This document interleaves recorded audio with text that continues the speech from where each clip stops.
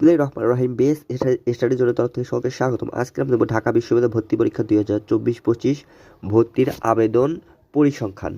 তো ইউনিট হচ্ছে A unit, B unit, C unit, চারুকলা এবং আইবিএ। আবেদনকারী হচ্ছে এ ইউনিটে হচ্ছে 1,46,694 জন, প্রতি আসনে গড়ে হচ্ছে 77 জন করে।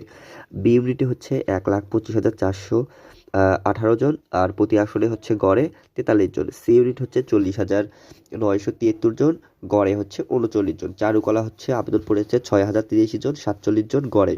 আর আইবিএতেও আবেদন পড়েছে হচ্ছে 1,270 জন, আর প্রতি আসনে গড়ে হলো 86 জন। এটা হচ্ছে মোট, আর হলো মোট আবেদনকারী হচ্ছে 3,29,038 জন। এটা হলো ঢাকা বিশ্ববিদ্যালয় আবেদনের পরিসংখ্যান।